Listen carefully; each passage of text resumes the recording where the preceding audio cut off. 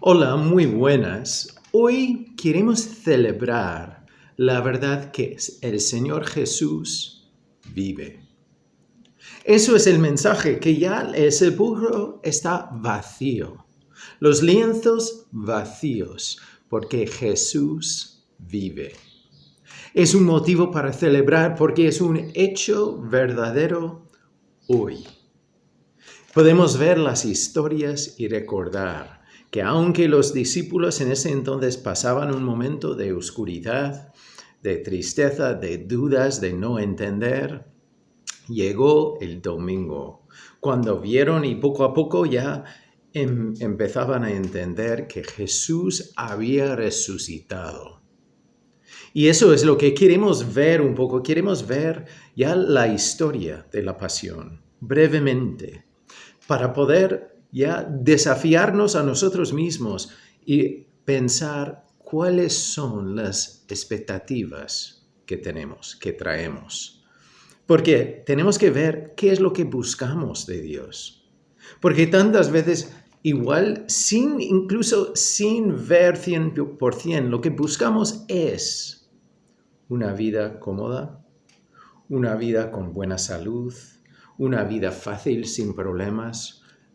Pero la palabra de Dios nos dice que aquí en la tierra, en esta vida, no vamos a tener eso.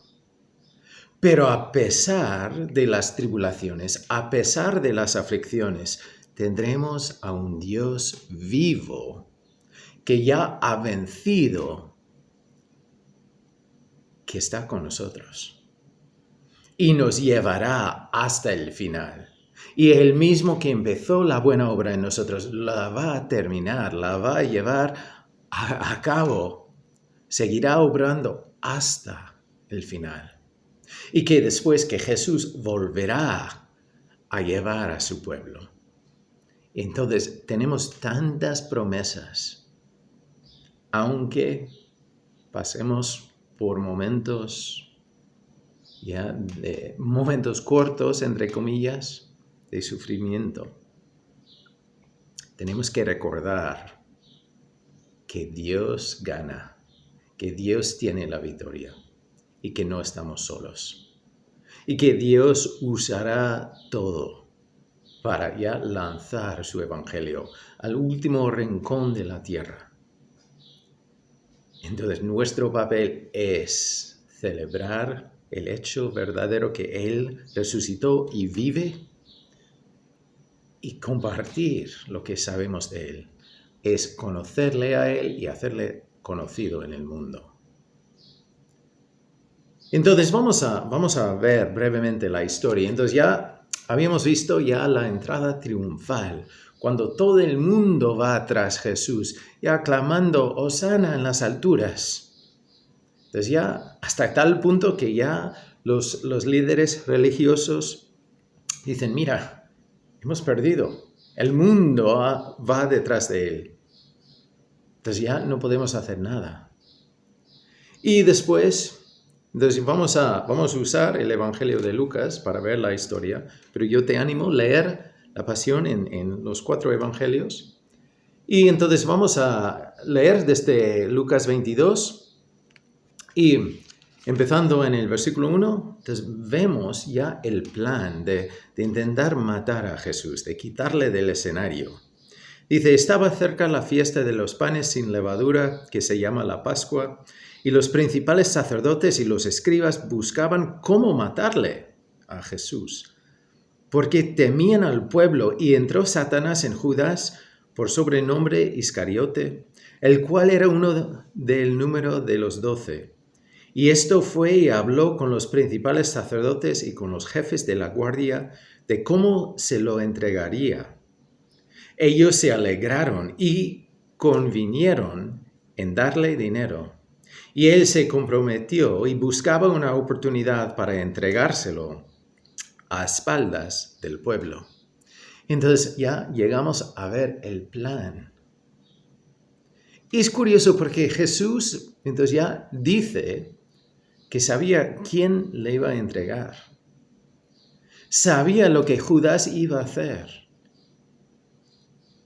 Pero aún así le ama, le enseña, le da de su tiempo. Ahí hay una lección en sí, pero bueno, queremos llegar ya al tema de hoy. Pero vemos ya el plan. Ya hacen un plan porque quieren quitar a Jesús del medio. Y después Jesús ya establece, vemos la institución de la Cena del Señor. Y entonces ya voy a leer desde el mismo capítulo. Ya estamos en el versículo 14. Cuando era la hora, se sentó a la mesa y con él los apóstoles. Él les dijo: «Cuánto he deseado comer con vosotros esta Pascua antes que padezca. Porque os digo que no la comeré más hasta que se cumpla en el reino de Dios». Y habiendo tomado la copa, dio gracias y dijo: «Tomad esto y repartidlo entre vosotros, porque os digo que no beberé más del fruto de la vid hasta que el reino de Dios venga». Y tomó el pan y dio gracias y lo partió y les dio, diciendo: «Esto es mi cuerpo, que por vosotros es dado. Haced esto en memoria de mí». De igual manera, después que hubo cenado, tomó la copa diciendo: «Esta copa es el nuevo pacto en mi sangre, que por vosotros se derrama. Mas he aquí la mano del que me entrega está conmigo en la mesa. A la verdad, el Hijo del Hombre va, según lo que está determinado. Pero ay de aquel hombre por quien es entregado». Entonces ellos comenzaron a discutir entre sí quién de ellos sería el que había de hacer esto. Entonces Jesús ya presenta su cena, los elementos del pan y de la copa. El pan que es su cuerpo, como él decía, que por vosotros es dado. Por nosotros dio su cuerpo. Y por eso tenemos el símbolo del pan para recordar de él. Y después ya la copa, que es un símbolo de su sangre derramado por nosotros, para darnos un nuevo pacto. Porque ya no es comparar nuestras vidas con la ley, porque ya sabemos que no podemos cumplir.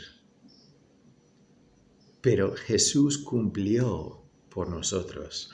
Nos ofrece su justicia, basado en sus obras, no las nuestras.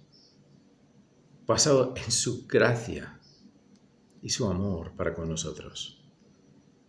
Pero otra vez vemos que él sabía lo que Judas iba a hacer, pero aún así le ama y le enseña. Y después tenemos el arresto de Jesús. Dice en el 47, mientras él aún hablaba, se presentó una turba, y el que se llamaba Judas, uno de los 12, iba al frente de ellos, y se acercó hasta Jesús para besarle. Entonces Jesús le dijo: «Judas, ¿con un beso entregas al Hijo del Hombre?».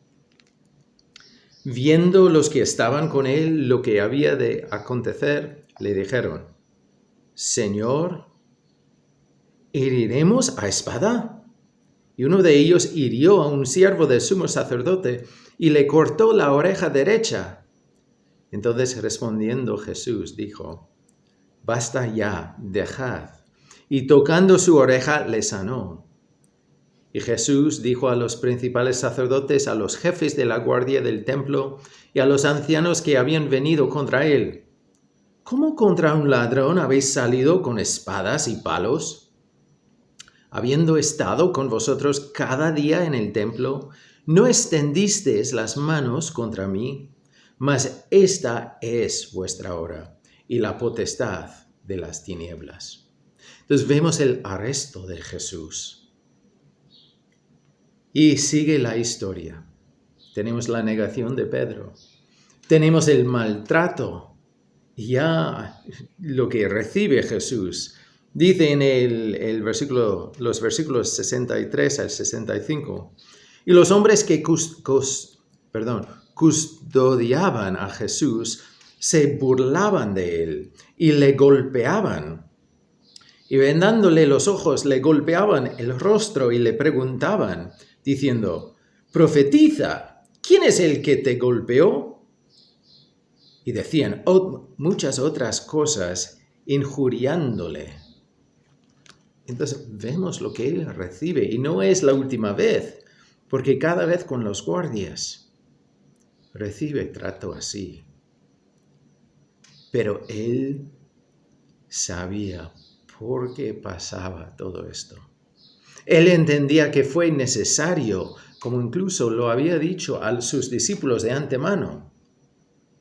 Y decía, yo os he dicho esto de antemano para que cuando suceda, podéis creer, podéis tener paz. Y después va ante el concilio, ya otra vez maltrato, y ya va a Pilato, y después a Herodes, que claro, Herodes ya buscaba ya espectáculo. Y aquí empezamos a entrar en el tema que quiero ver hoy brevemente. Es cuáles son las expectativas. ¿Qué es lo que se busca a venir a Jesús? Porque Herodes buscaba espectáculo, quería ver algún milagro. Y al no verlo, pues ya Jesús vuelve a Pilato, vuelve al maltrato ahí. Y después vemos también la multitud que ya clama y grita, ¡crucifícale! Seguramente varios de ellos eran miembros de la multitud a la entrada triunfal. Pero otra vez entra el tema de expectativas. Cuando ellos no recibieron lo que buscaban, ya dicen, mira, danos a Barrabás. Igual Él nos dará lo que queremos. Crucifica a Jesús. Y vemos, después vamos a ir ya en el capítulo 23, y sabemos la historia que Jesús fue crucificado entre dos criminales. Y es importante ver que esta forma de muerte era para los peores.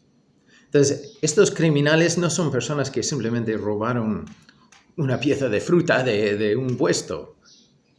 Entonces, eran criminales ya horribles. Por eso van a morir en la cruz ya como aviso de lo que puede pasar. Y es interesante, en el capítulo 23, ya el 32, entonces dice, llevaban también con él a otros dos que eran malhechores para ser muertos. Y cuando llegaron al lugar llamado de la calavera, le crucificaron allí, y a los malhechores, uno a la derecha y otro a la izquierda. Y Jesús decía, Padre, perdónalos, porque no saben lo que hacen. Y repartieron entre sí sus vestidos, echando suertes. Y el pueblo estaba mirando, y aún los gobernantes se burlaban de él, diciendo, a otro salvó, sálvase a sí mismo, si este es el Cristo, el escogido de Dios. Los soldados también le escarnecían, acercándose y presentándole vinagre y diciendo, si tú eres el rey de los judíos, sálvate a ti mismo.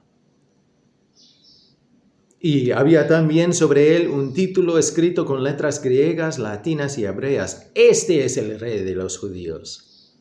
Y uno de los malhechores que estaban colgados le injuriaba diciendo, si tú eres el Cristo, sálvate a ti mismo y a nosotros. Y después, el otro ya responde de otra forma. Pero, ¿ves el amor, la profundidad del amor y de la gracia de Jesús? Él ahí colgado en una cruz, Él siendo 100% inocente. Y ya después de haber pasado por estas blasfemias, por las burlas, los golpes, todo lo que había experimentado, y estar ahí ya sangrando, su cuerpo lleno de dolor, y aún así la gente haciendo burlas de él. ¿Y qué dice él? ¿Cuál es su reacción? Él dice, Padre, perdónalos, porque no saben lo que hacen.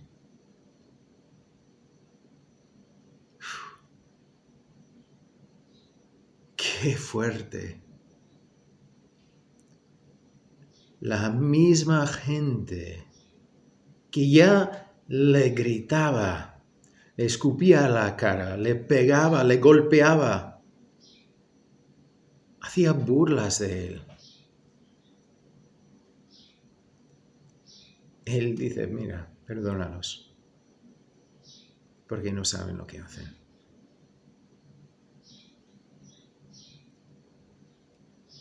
Entonces ahí, otra vez, tenemos una lección muy importante sobre la importancia de perdonar. Entonces ahí, en la oración del Padre Nuestro, que decimos, Padre, perdónanos como nosotros perdonamos a los demás. Mira cómo Jesús perdona.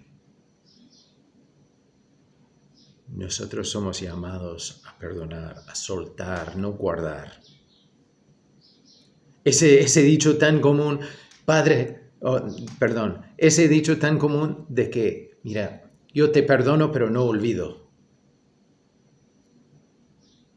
Eso no es perdonar. Y encima te hace daño a ti mismo, a ti misma, más que a la otra persona. Guardar rencor en tu vida te come a ti mismo o a ti misma. Pero aquí vemos el amor y la gracia de Jesús. Él entendía por qué hacía lo que hacía. Y sabemos la historia, que después Cristo muere. Y voy a leer en el mismo capítulo, empezando en el versículo 44, dice, cuando era como la hora sexta, hubo tinieblas sobre toda la tierra hasta la hora novena, y el sol se oscureció, y el velo del templo se rasgó por la mitad. Entonces Jesús, clamando a gran voz, dijo, Padre, en tus manos encomiendo mi espíritu. Y habiendo dicho esto, expiró. Cuando el centurión vio que había acontecido, dio gloria a Dios diciendo, verdaderamente este hombre era justo. Y toda la multitud de los que estaban presentes en este espectáculo, viendo lo que había acontecido, se volvían golpeándose el pecho. Pero todos sus conocidos y las mujeres que le habían seguido desde Galilea estaban lejos mirando estas cosas. Entonces, vemos su muerte y las reacciones, tanto en la creación que también de las personas que veían.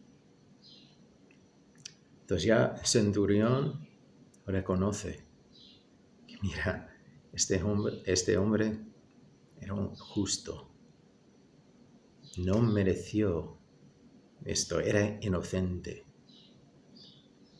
Y después ya la multitud que se habían burlado de Jesús, ya haciendo un espectáculo de duelo, de emoción.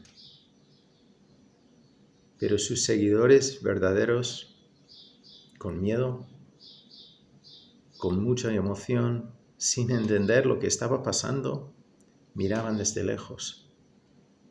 Porque igual, hasta antes del momento de su muerte, igual había una gota de esperanza. Igual Jesús sí se va a salvar. Va a hacer una muestra de su poder y va a bajar de la cruz.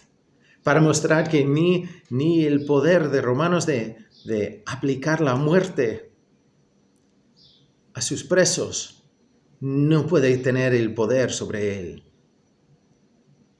Pero ahora muere.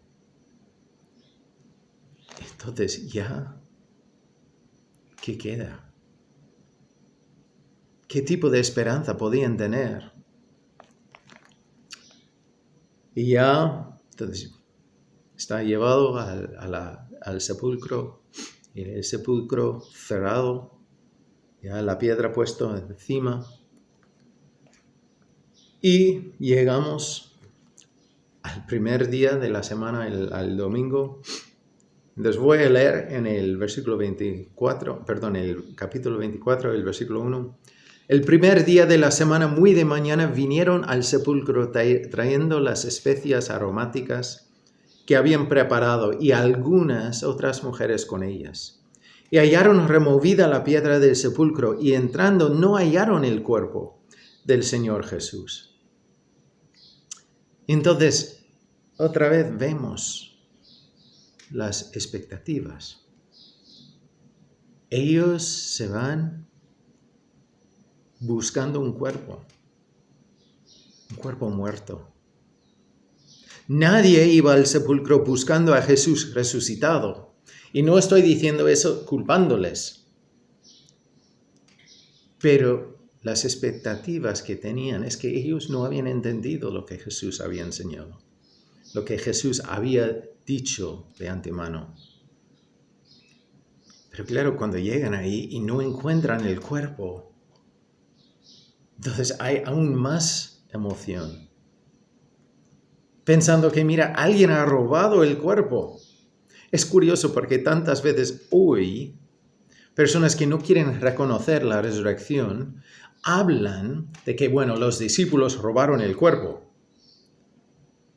Pero en ese entonces eran los discípulos y las mujeres que están diciendo, mira, alguien ha llevado el cuerpo. Porque ellos se fueron buscando un cuerpo sin vida, un cuerpo muerto. Iban para allá mostrar su respeto hacia él. Y es importante ver que eran las mujeres que se fueron. Los hombres no van hasta más tarde para ver. Pero entonces después dice, aconteció que estando ellas perplejas por esto, he aquí se pararon junto a ellas 2 varones con vestiduras resplandecientes. Y como tuvieron temor y bajaron el rostro a tierra, les dijeron, ¿por qué buscáis entre los muertos al que vive? No está aquí, sino ha resucitado. Acordaos de lo que os habló cuando aún estaba en Galilea, diciendo, es necesario que el Hijo del Hombre sea entregado en manos de hombres pecadores y que sea crucificado y resucite al tercer día. Entonces ellos se acordaron de sus palabras y volviendo del sepulcro dieron nuevas de todas estas cosas a los 11 y a todos los demás. Eran María Magdalena y Juana y María madre de Jacobo y las demás con ellas, quienes dijeron estas cosas a los apóstoles. Mas a ellos les parecían locura las palabras de ellas y no las creían. Entonces ya ellas tienen este encuentro con los ángeles que explican todo. Y ellas van para contárselos a los demás y no creen. Dicen, mira, sois mujeres, sois tan emocionales. Es que estáis hablando locuras. Pero levantándose Pedro, corrió al sepulcro y cuando miró dentro vio los lienzos solos y se fue a casa maravillándose de lo que había sucedido. Entonces Pedro, y después en Juan también sabemos que Juan también fue, entonces los dos van corriendo al sepulcro para ver. En Juan dice que Juan primero llega y mira adentro, pero no puede entrar. Y Pedro llega y se mete.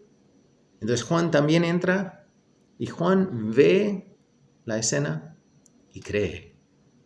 Pedro ve la escena y vuelve maravillado, diciendo, ¿qué ha pasado?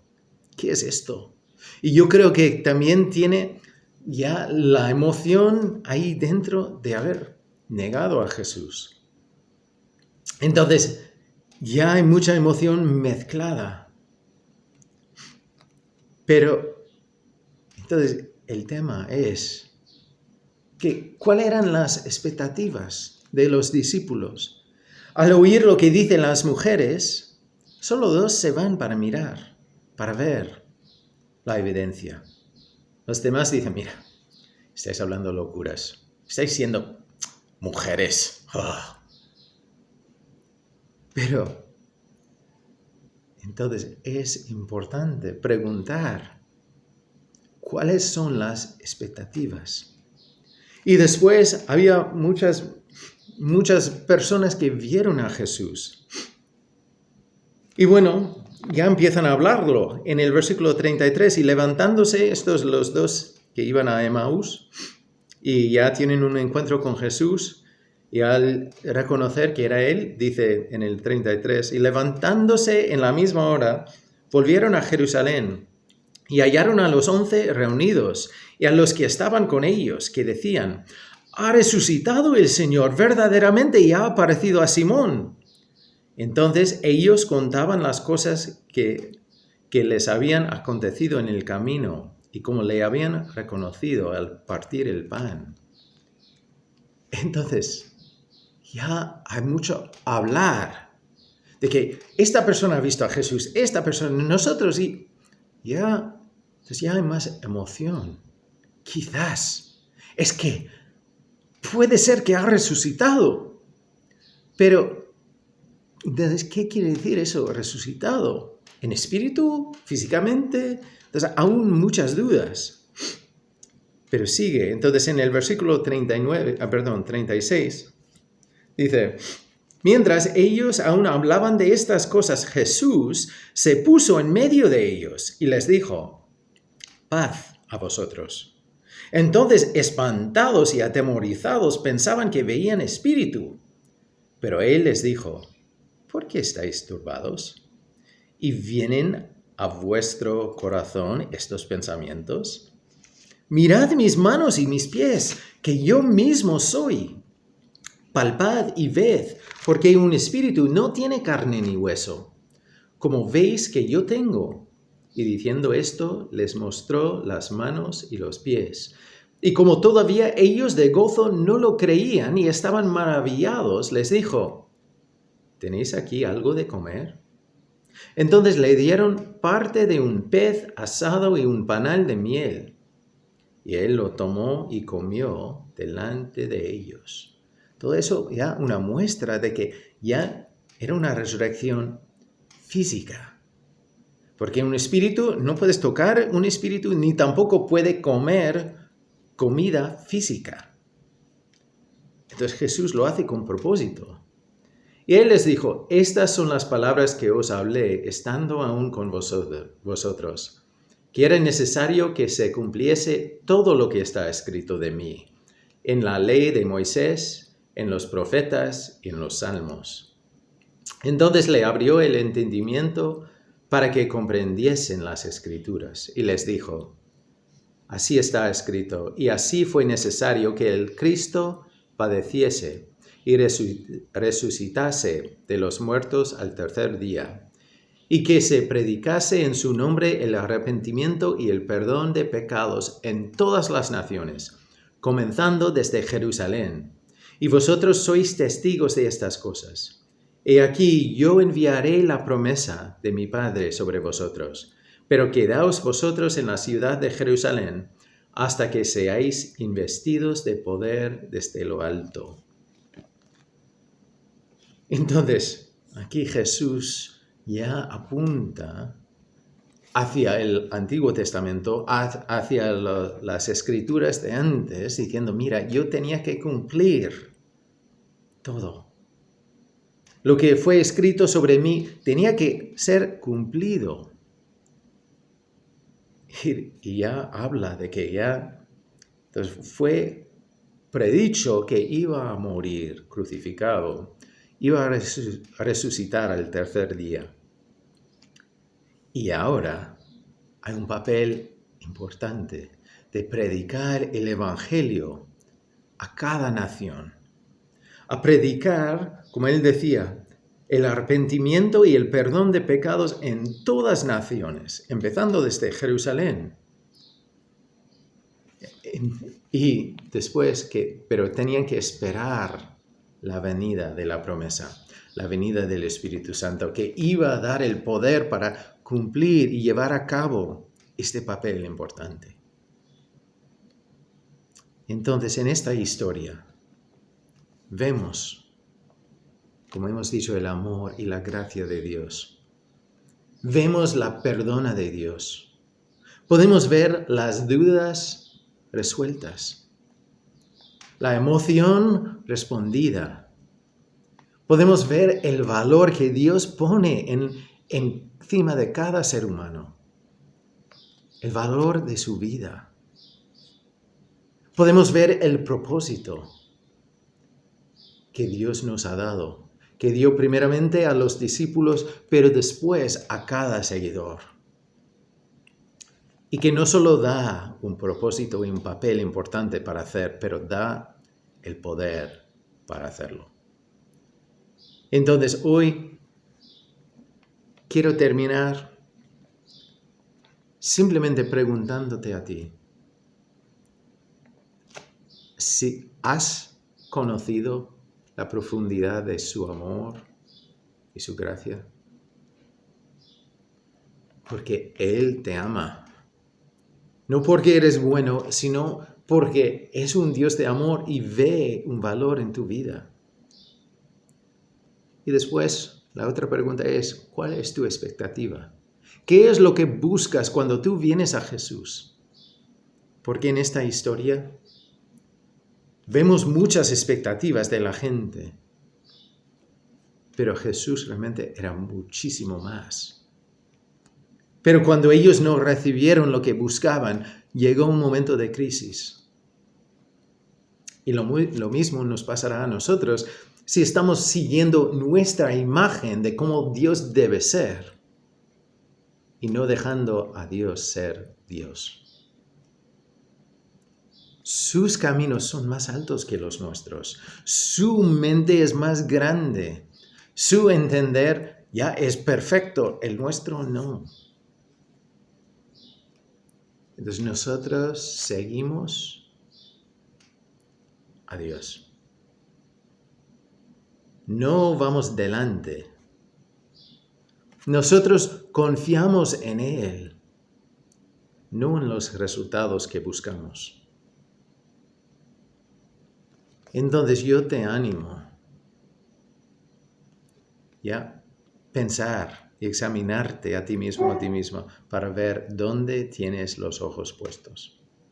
¿Están puestos en Jesús, quien cumplió para nosotros, quien dio su vida por nosotros? ¿O tienes los ojos puestos en las circunstancias y los resultados y lo que tú quieres ver en tu vida? Porque nosotros debemos tener los ojos puestos en Jesús, como dice en Hebreos, el autor y consumador de nuestra fe. ¿Cuáles son tus expectativas hoy? Te animo a tener un tiempo en silencio, separados, dando un paseo y reflexionar sobre esa pregunta. porque realmente Jesús nos ha dado muchísimo más que buscamos. Y nos ofrece su perdón y nos ofrece una vida conectada con Él. Y después nosotros primero tenemos que recibir el mensaje de la necesidad de arrepentirnos por el pecado y reconocer que Dios nos perdona. Y después tenemos un mensaje también para llevar al mundo. No como alguien más alto o mejor, porque somos iguales. Todos nosotros necesitamos arrepentirnos del mal que hemos hecho, de las decisiones que hemos tomado, y reconocer que necesitamos a Dios y recibir su perdón que nos ofrece. Y es justo porque Él ya ha pagado por nuestra deuda, por nuestro crimen, por el mal nuestro. Entonces tenemos un mensaje para recibir y después para vivir y compartir, ya siendo personas iguales, diferentes pero con la misma necesidad y ninguno siendo más importante o menos importante. Entonces hoy quiero que veamos y entendamos que todos nosotros necesitamos a Dios y que tú y yo tenemos valor, un valor que no podemos entender, pero un valor muy alto en los ojos de Dios, porque mira lo que sacrificó por ti y por mí. No olvides que tú vales mucho para Dios. Bendiciones, y nosotros seguiremos estudiando la palabra de Dios para poder conocerle mejor y hacerlo conocido en el mundo.